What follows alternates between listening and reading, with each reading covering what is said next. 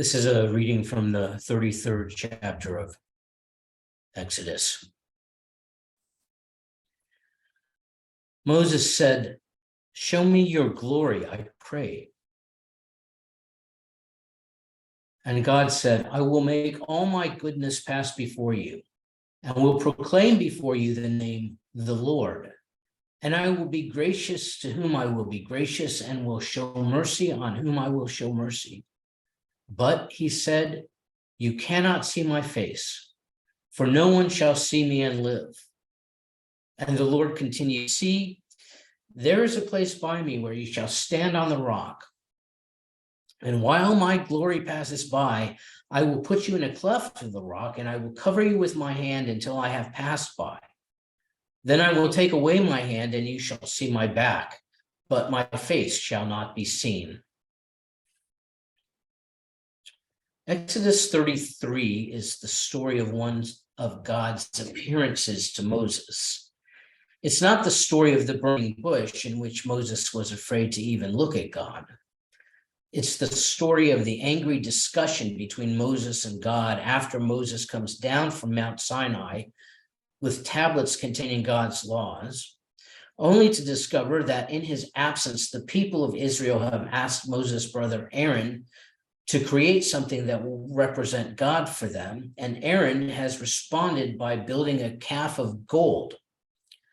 Moses is so angry at the people for wanting an easier God that he breaks the tablets containing God's law and huffs his way all the way back up Mount Sinai for another consultation.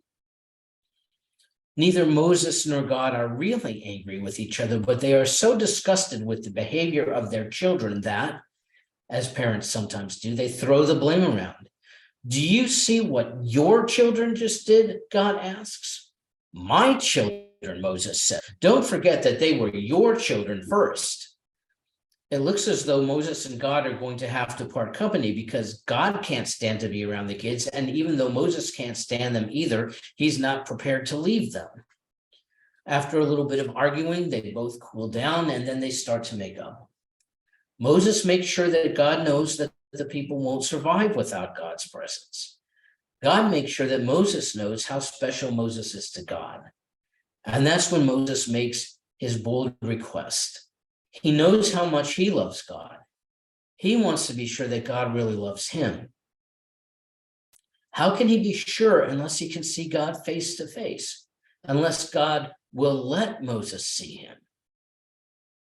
Surprisingly, God agrees because he does love Moses, and he wants Moses to know that God will always be present with him. But there will have to be conditions on Moses' vision. The glory of God is so great that Moses would not be able to see it and live. So Moses won't be allowed to see God's glory or God's face, but only the part of God that won't kill him, which is God's back. And he will hear God's voice. God will proclaim himself as he passes by.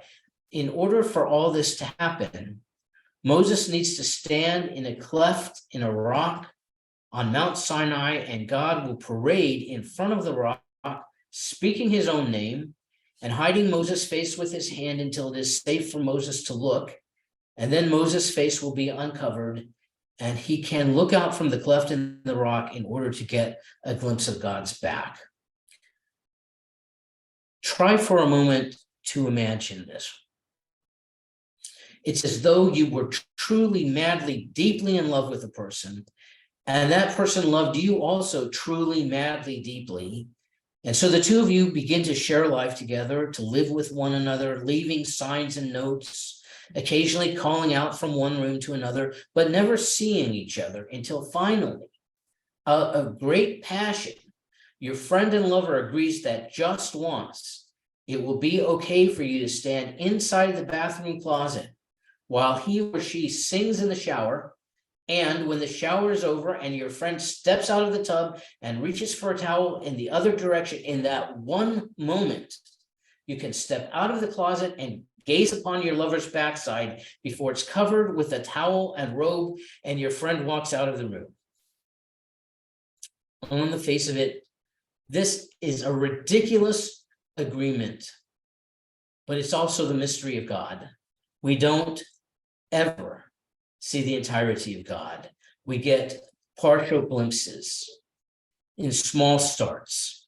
We understand piece by piece, a toe here, a finger there.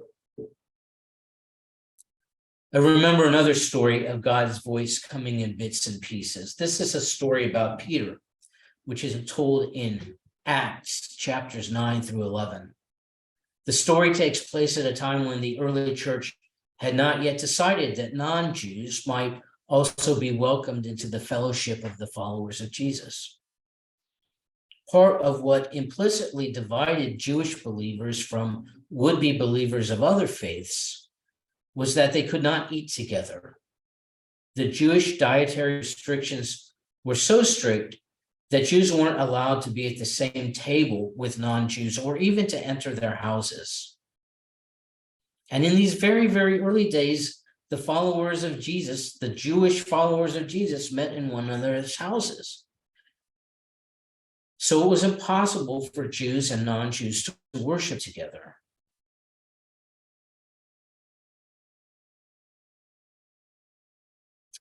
This was an open question that God answered for Peter before Peter even had the chance to ask the question. And though the answer was very small, it still took Peter some time to understand it. The answer starts with a journey. Peter is traveling among the believers in Palestine and stays for a while with Simon, a tanner in the city of Joppa. One day he gets up. Nothing is particularly on his schedule, and so he goes up to the roof to pray. He's hungry and he asks for something to eat, and while he is waiting for the food to be prepared, he falls into a trance. He sees the heavens open up and a large sheet comes down from heaven. Carried upon that sheet are all the kinds of animals that Jews are forbidden to eat.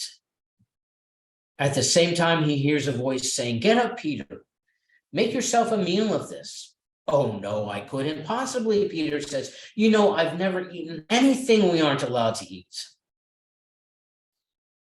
A second time, the voice encourages him to eat. "If God says it's okay, then it's okay. Eat."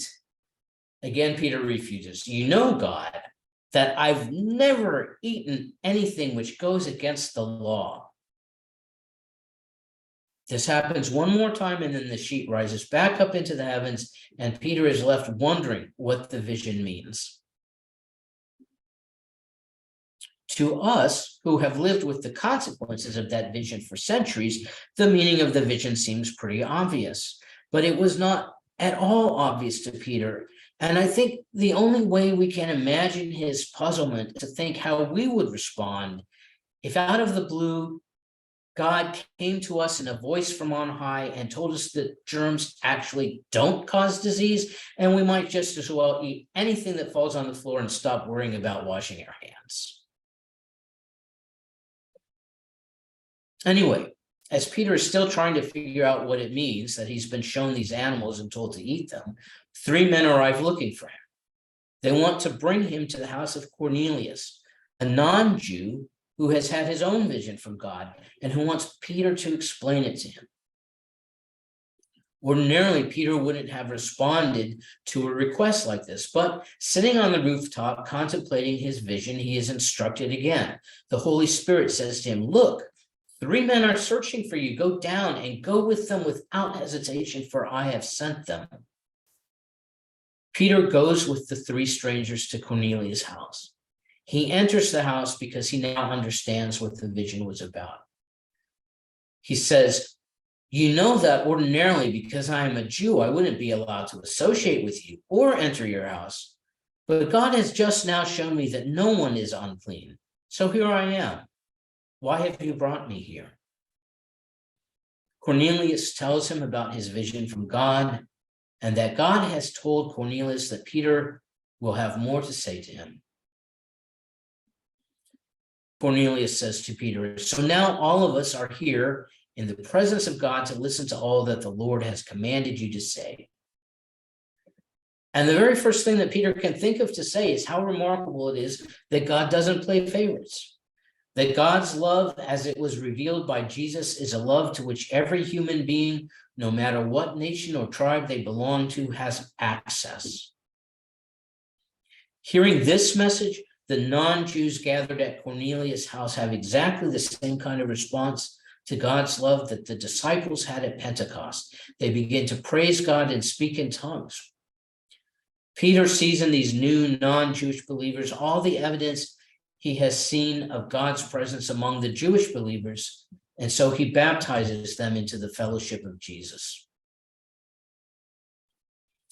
But when Peter gets back to Jerusalem, he has to meet with the church there and explain himself. How is it that you went into the house of a non-Jew and ate with him? He's asked. And Peter goes back to the vision of the sheep from heaven and Cornelius' vision of Peter and the baptism by the Spirit after the non-Jews hear the gospel. And when he is finished, the entire church in Jerusalem has to agree that the good news is not meant for the Jews alone. This is a really long story, and I've told it in so much detail because I'm always impressed at how many little steps Peter goes through to get to this really big idea, even bigger to him than the idea that germs don't cause disease. This really big idea that God's love is meant for all people, not only the chosen people. It's a huge idea, a world peace kind of idea, but it starts so simply. He goes up on the roof to pray. He has a dream that he doesn't understand, but he wonders what it means. He responds to the voice which tells him to go with the three strangers. He comes to the house of someone who desperately wants to meet him. He remembers his dream and he decides to step inside. He meets the people. He pays attention to them. He looks for the work of God inside them and he finds God's work there. And then he goes to his community, explains these things to them so that the entire community can discern this new direction. Each small step leads to a bigger step, a more profound consequence. But the very first step is simply Peter's openness to confusion. Peter sees God's back and he doesn't know what it is. And I like this story just like I like the Moses story, because I think this is the way God really works with us most of the time. Every so often, there is a leading that comes clearly and concisely into our mind, all in one piece. But more often, a leading isn't that clear. More often, it begins as some kind of prayer or desire or nudge, and we make some small response.